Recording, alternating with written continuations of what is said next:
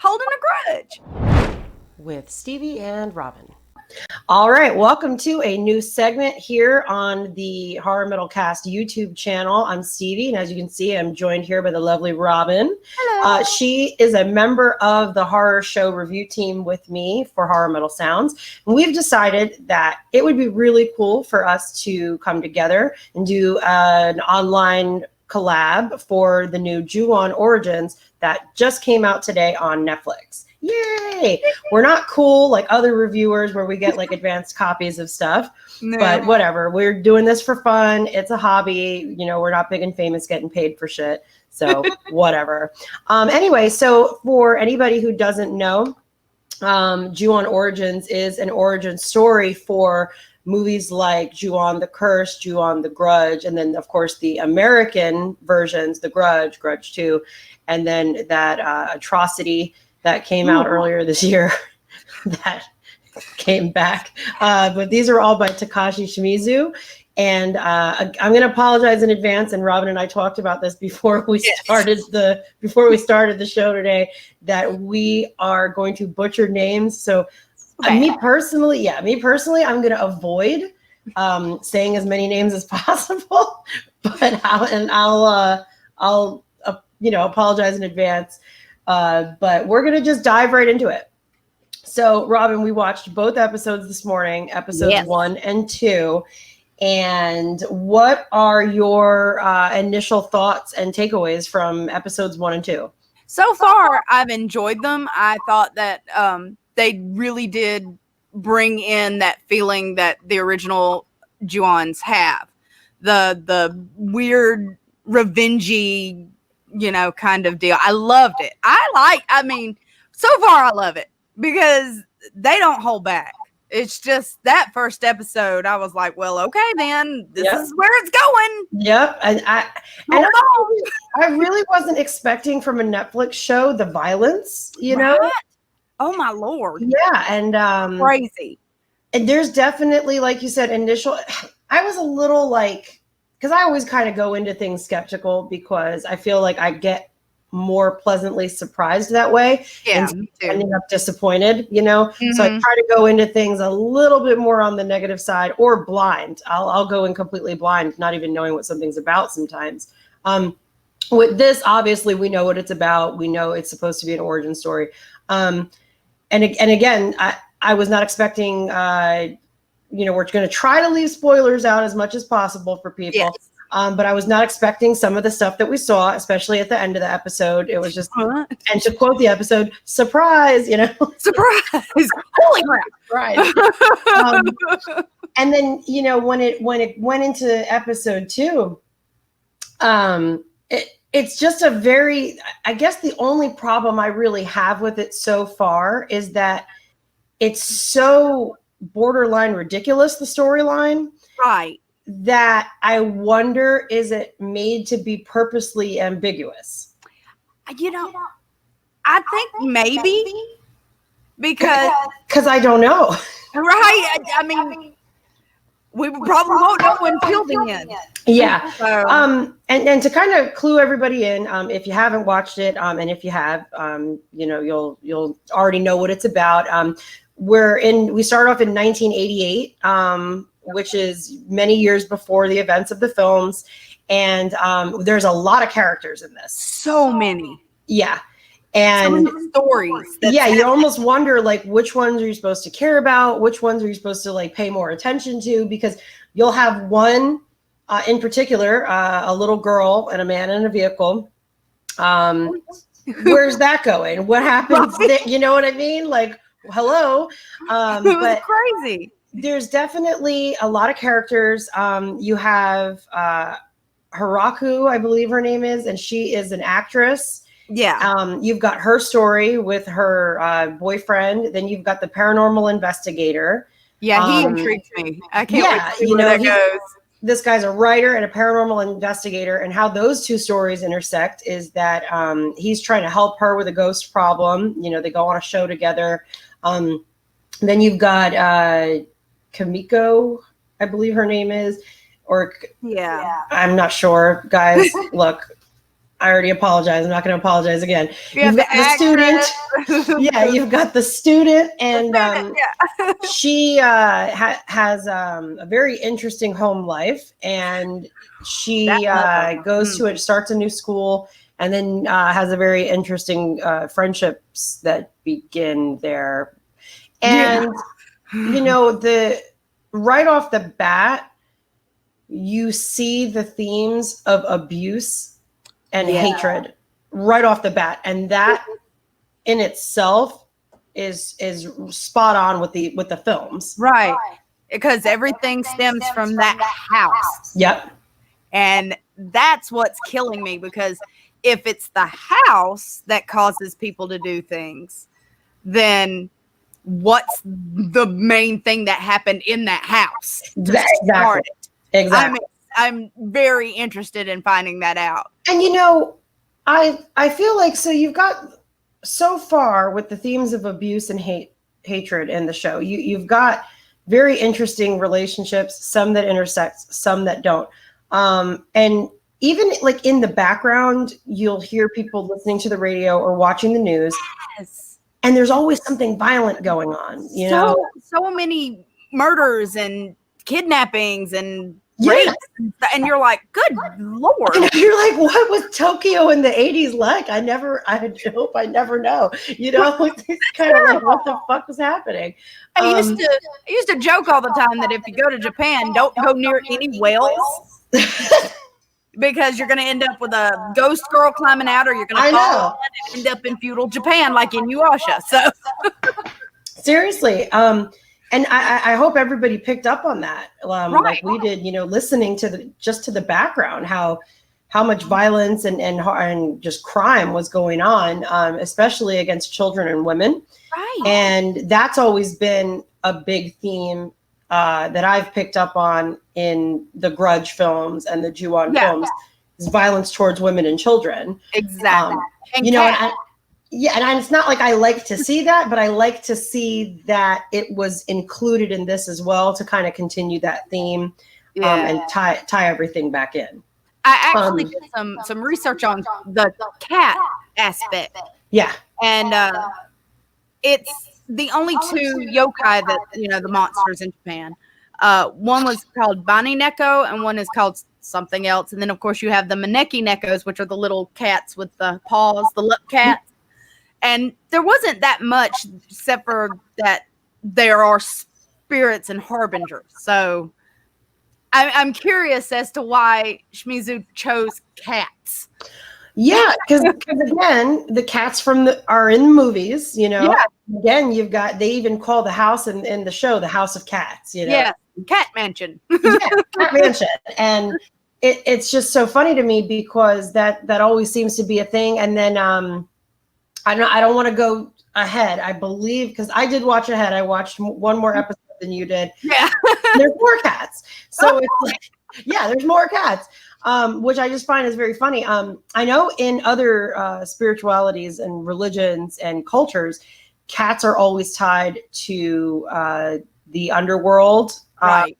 In a lot of places, like look at in Egyptian ancient times, they were considered gods and stuff. So I think maybe he borrowed from other, you know, spiritualities and cultures with that. Especially look at pagan religions as well, and cats are highly familiars, and they're spiritual animals. Everybody has something to do with cats because they're mysterious. Even growing up, you know, we had cats, and my grandma always thought they could see spirits and everything like that, you know. So I do think that it is cool that you know, he's included the cats and everything in that too.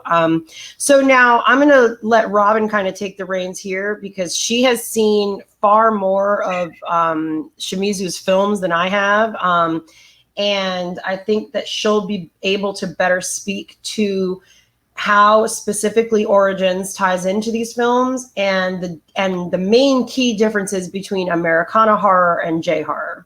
Yeah, there's a lot in Japanese horror that is very subtle. They like to use subtleties, and it's either one extreme or the other, because you have like Takashi Miike, who does like the gory kind of audition and all that. And then you have And it's out of this world too. Right. Just whew. And then with a lot of Shimizu stuff, it's very subtle. It's very, and he ties everything in together, like the sound that Kyoko makes, the ghost woman from the movie. That we always called it burping. The acid reflux or the right. We always called it burping gophers because that's what it sounded like. And but later on you realize why she makes that noise because she was strangled. And okay, well that makes sense. Mm-hmm. Why does this little boy meow? Well, now we know he also killed the cat. Yeah. So yeah, and in the show you got the tape.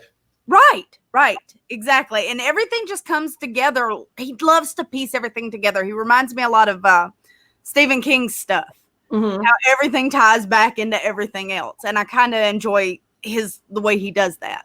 Unlike Miike, who just destroy everything, just kill, blood, guts, just everywhere. And then you have the manga artist Junji Ito with his horror stuff. It's pure shock and gross. It's disgusting. Yeah. So that's kind of the levels of horror that you have in Japan. It's like subtlety, and then we're gonna show it's just not good. It's one extreme or the other, basically. Right. I don't think that there's like a nice in between. I've come across a few movies that were like, oh, okay, we're okay. This is a little tame. So this is the kid-friendly horror, I guess. I don't know. But with these and I've seen 9 out of the 10 of the 10 Grudge movies, Ju-on movies. One of them, though, is very odd because it has absolutely nothing. It's kind of like the Halloween 2 or 3 of the series. Has nothing to do with it. It's just like little ghost stories, but they all still tie. And I don't think Shimizu had anything to do with that one, so it doesn't tie in. Yeah. But it was still good, and most of them have to do with that house. It's all coming back to that house, and I'm so curious as to how that house plays a role in all these terrible acts of violence, and they're always terrible acts of violence. The one thing that the reboot, remake, reimagining got kind of right, was that everybody who went to that house went crazy. Yeah, and I will say that about 2020's Grudge, even though it was I thought it was really bad. Like, oh, me too. So bad. And even Lin Shaye couldn't save it. You know what I mean? Right. And she's so good and basically everything. And the only saving grace that I feel like that movie had was that the effects were done very well. Right. They were great. Yes. And I mean, at least the acting was good, but the story was just so piss poor. And then to find out that they are actually considering that film canon. Yeah, I was reading that this morning. They're actually considering it canon. And I'm like, why? Yeah, and what I didn't like about it is they took it from Japan. Mm-hmm. They moved it. They completely moved it. You don't have Toshio. You don't have Kyoko. You don't have anything. And also, Shimizu had nothing to do with it either. Yeah. and then basically, and it's, not to get political or anything like that, but it's almost like they whitewashed the ghosts. Mm-hmm. Because they took the exact same thing that happened to the family in Japan. Right. And it happened to the family in America. And I'm like, why? What's the point? You didn't even keep the Asian ghost. Like, what? Right. Kind of took away from all the fact that it's a Japanese horror movie. I know. It was kind of like, okay, so, but this is canon? Okay, whatever. Mm-hmm. Yeah, and I also read that the director kind of wanted to do like a crossover between Rings and The Grudge, like they did in Japan with Sadako versus Kyoko. Mm. And they wanted to do it an American version. And I'm like, why though? No, because just leave it alone. It's kind of like Korea's Train to Busan. I have yet to watch that. Dude, it's so good, but why are we remaking it? Right? Like that would be like us saying, okay, now we're going to remake Parasite. Leave it alone. Leave it alone. Would be angry. Yeah, leave the foreign horror alone. Jesus Christ. Yes. I agree with that so hard because there's something about foreign horror that just blows me away. Yeah. I love going and digging through and trying to find other countries' Yes. horror. And 'Cause- I like Japanese horror very much, but probably my favorite is French extreme horror. ooh, yes.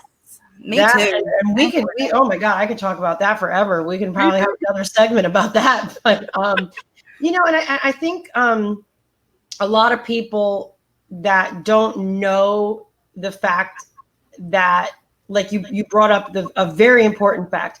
This is a slow burn horror. This is not in your face. Very slow.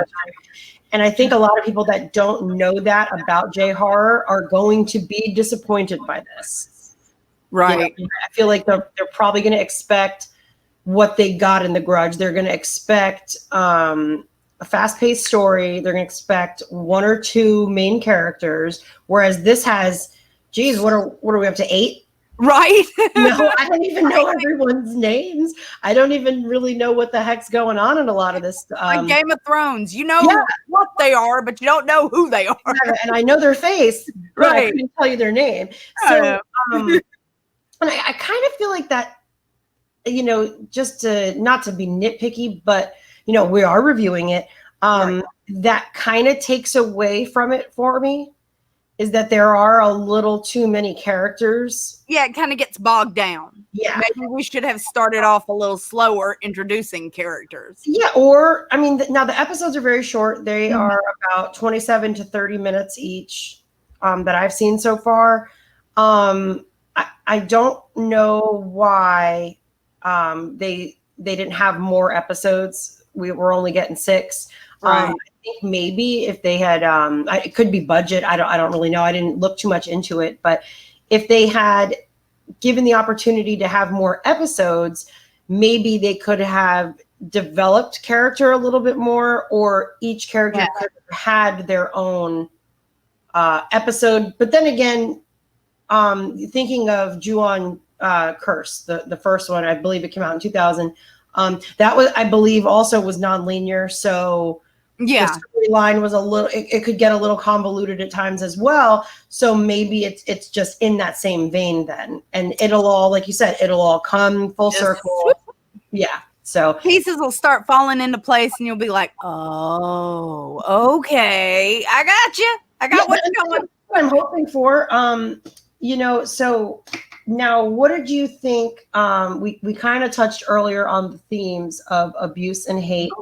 How do you feel that they, you know, obviously we've got some violence, we've got the violent crimes going on in the city all around our characters. Right. Do you think that the themes were expressed well enough for people to pick up on, or?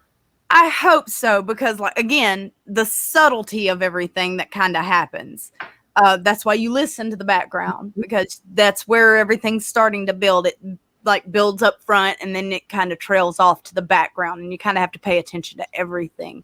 I also think that might kind of hurt it if nobody's used to doing stuff like that.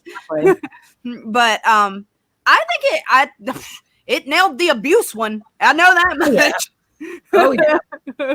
I mean, right off the bat, What? I think probably my favorite character so far is the student. Yes. She has such an interesting story and that's where I was so confused, because I don't, you know, well, I mean, honestly, and it's not really a spoiler, but it could be. So maybe guys, if you're watching and you don't want any spoilers at all, fast forward a minute or two. But now this could be a trigger warning that you know, that should have been there, because Netflix is typically good about that. Right. But, you know, there is a very a rape that happens, and it's very, not that rape is ever not confusing, because why are you raping in the first place? But it is a very confusing scene. I don't know why these girlfriends of hers are doing this. That, you know what I mean? And then not only that, but it's just like, okay, well, I'm going to have my rapist walk me home. So that's what, at that point, that's when I messaged you and I was like, have you watched this yet? Because I'm confused and this is a little bit ridiculous. So you know what I mean? It's got to be culture. It's got to be something cultural. Yeah, something either lost in translation because the subtitles are a little like yeah, not that great. No offense to whoever translated, but I think some stuff may be getting lost in translation. And like I said, it's got to be cultural because that whole. I also kind of think that maybe the student picked up one of the ghosts. Yes. She's because the first after what happens, she kind of looks at that other girl, which I wish she just hauled off and just smacked the crap out of her. Yeah, I don't really know why. And then and then she's all like talking to her at the school, like, right? Hey, will you help me look for Mai? And it's like, why are you not beating the shit out of this girl? I don't really understand. Yeah, I'll help you find the friend that the cohort that helped rape me. Sure, come on. So that if anybody's got insight into this, that you can maybe open my eyes, or maybe we'll find out when we watch more episodes what the heck that was all about. But very, very interested in her storyline, especially her relationship with her mother. Obviously, like is the mother a working woman, you know what I mean? Like, woman. But you don't really know, but it's definitely heavily hinted at that the mother has a lot of resentment. For her daughter, very physically abusive, and I think maybe some sexual abuse happened there as well. Right. It's creepy how they talked to each other. Exactly. And she seems like how you said, if the ghost attached itself to her, she seems like the prime candidate for it. Right. She's got enough hatred in her heart to where the ghost is like, yep, that's my vehicle. Move over. I'm driving. That's mine. I got the driver's seat. Go from here. As far as like the other characters, what are your overall impressions of them? I like the actress. Because I think she's going to probably partner up. This is just a theory. She might even partner up with the paranormal investigator. I hope so. I like him. Me too. I like him a lot because he reminds me of the other characters from the movies that kind of get like the police officers that get pulled in to this crazy world. And they're skeptical in their own way. Yeah. It almost seems.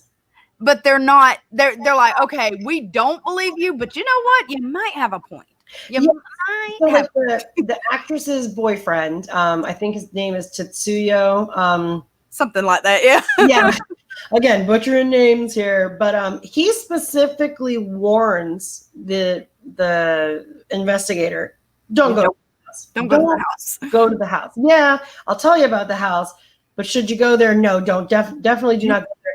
And what does the writer, investigator guy do? Oh, I want to find this house. So he makes it his, point now. Now all I'm going to do, I'm right in this house. But I need to try to find this house. I got to find this house. Of course, in true horror movie fashion, what do? Oh, there's a killer. Let's go upstairs. Right. Let's go in the basement. Let's not lock the door or shut the door behind us when we step out onto the porch. So that right there, I feel like purposely tropey, Yeah, it's a bad idea. Let's not. Hey, that house where everybody keeps dying? You know what? Let's go see. Let's go find out. Why not? Oh, even though you told me not to, and now you might die or you got something running around your apartment. I'm gonna go check it out. So I do like that. There are a couple of tropes in here that I feel are purposefully done. And then you've got a lot of as far as the atmosphere of the film or of the series. I think just looking at my notes here, it's creepy, but not scary. Right. That's how, skin crawly creepy. Yeah. So whereas the Grudge films, the Ju-on films, they really do genuinely bring out like fright. Oh yeah. This not yet. I'm hoping, it will scare me a little bit. too. But Me so too. far, all I've found is that the atmosphere is really well done, and it's very creepy, Mhm. but not quite scary yet. Right. But that's another aspect of J horror. They love to do the creepy. Mhm. Because there's not really any kind of jump scary horror-y kind of thing. That's a big American thing. Oh yeah. Because American horror love to have the loud noise equals scary. Mhm. And sometimes you don't need that. Sometimes you No. just need your skin to crawl. And that's I think why I regard so much, well, and not the extreme J horror, but I regard so much foreign horror to be very creepy and almost like a Right. psychological thriller. You know what I Right. mean? And Exactly. yeah, even though this is supernatural and you've got ghosts, it definitely plays with your mind. Oh yeah. So is that real? Is this a hallucination? Is this a flashback? Do we know? Is this person possessed? Is this person actually, that Yeah, crazy? What's going on? exactly. Like you don't really know. So it plays tricks with your mind as well as playing tricks with the characters. Right. And I like that. I like Yeah. that. Exactly.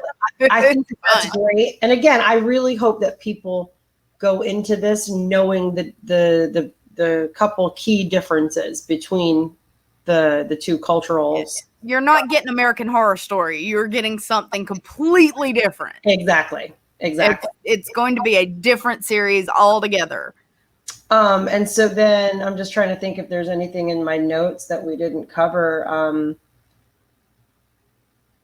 The couple of things that I would say, okay, so we talked about before we started recording, the parts that really I appreciated, and I don't know if they're meant to be funny on purpose, was that there are some comedic elements to the show so far, especially, and no spoilers, but when a specific character dies, she shouts something out that just had me laughing out loud. And I'm like, what the hell? This is just bizarre. So weird. Yeah. And it really, I enjoyed that. And I think, like, do you think that you see quite a bit of that in the J horror that you've watched is like purposeful comedy? Sometimes I think they like to add those little tension breakers. Yeah. It gets so tense and so tense and so tense. It's like one of my favorite directors are the Pang brothers, and they did The Eye, and it was remade. Yeah. Yes, of course, American. But there is a scene that is supposed to be creepy, and of course it is because it's a kid ghost in an elevator. Yeah. But he keeps repeating, "Have you found my homework? Do you have my homework?" And it's creepy, and I don't ever want to see a little boy ghost standing in the corner of an elevator asking me if he's out his homework, but it feels so ridiculous. It is. So Yeah. funny. And to this day, every once in a while, one of my best friends will text me, "Do you have my homework?" And I'll go, "Go away. Just go away." So I like that. I like how you called that like a tension breaker, because that is exactly what that line felt like to me from the show. Watching it this morning, was that you're witnessing this absurd act of violence. It's a horrible act of violence. Yeah. And then all of a sudden, the strangest thing that you'll just yell out, like, of all the reasons this could be happening to me, let me pick this one. The most ridiculous out of all of them. Right. But that's why I like a lot of when people add comedy to horror, because those are the two extremes. You've got super funny, bright and happy, light, and then if you mix a little dark into it, it can be funnier. But if you take the dark and you throw a little light in there, it's like a breather. You get, Exactly. okay, I'm good. I'm not gonna die. This is okay. I'm okay. Oh nope, we're gonna die again. Exactly. So what do you think, since we've watched episodes 1 and 2, where do you think 3 and 4 might take you? And I won't answer this just because I cheated and watched episode 3. Where do you think the storyline will take us next? Oh, I have no idea. That's why I love, like I said, I kind of hope that the paranormal investigator is going to team up with the actress, and they're going to look deeper into why the house is like it is. Mhm. And then I don't know where the student's going. I have no clue. But the bully girl, I don't know where she's headed I to. don't like her at all. I don't either. Yeah, I just don't understand. Like, why aren't you dead? I know she left that club, I know. and I don't know if we're going to see her again. Yeah, that's what I want to know. I want to know why are we not witnessing your violent death though? Right, would because like to I would see that enjoy violent that. death. I know, right? I would clap. I'm interested in seeing or hearing at least because there's the scene in the car with the little girl and the man, and then you hear about a little girl on the news, and I'm very interested in seeing how that is going to tie in, and exactly where that might be going. So aside from all that, what is your overall opinion of Ju-on Origins episodes 1 and 2? I think it's a good start. I think it's a good base beginning. We've got our characters, we've got kind of what's happening, and if more characters come in, I hope they're not too overbearing. I hope they blend in well. Yes. And so far, I'm enjoying the hound out of it. I like it. I think it's great. I think I'm still I'm more in the positive, but I'm still a little on the fence. Right. Haven't jumped down just yet on how I feel about it. I think it's just because of the absurdity of a couple of instances that happen in the show and the overall how many characters there are. So I agree. I really hope that if any new characters are introduced, that they blend well and that they don't, water things down too much. Right. That ends up happening sometimes with shows like you said, Game of Thrones. Who the fuck are you? Some of you, right? And then I don't know who you are. I haven't watched Walking Dead in the last 2 seasons, but even that, I'm like, who are all these damn people? I haven't watched Walking Dead since the first season because I got irritated with some of the things they changed from the comic book, and I was like, oh Jesus, that's another thing. I'm done with you.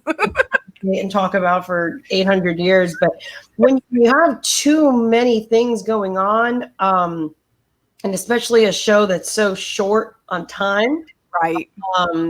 I think that's really what's getting me is that there's so many characters and the story's a little, But aside from that, I like the slow burn. Atmosphere is totally creepy, and I'm hoping it gets a little bit scarier. So, me too. Me too. I hope they get kind of a little dirty with it, a little grungy with the horror. I hope so too. I really do. I want to see a true, and that's what I was hoping for. I want to see a true scary J horror on Netflix. Right. That isn't a movie. Exactly. And I'm just really hoping that this isn't poorly received, because then they're going to stop with this kind of content. And so, I know. Yeah. And I hope it's well received so that we get more of it. I know. I like it. I know. Me too. Okay. So those are our key takeaways about episodes 1 and 2 of Ju-on Origins. We are going to be doing 2 more episodes. They will be coming out in another week and then the week after that.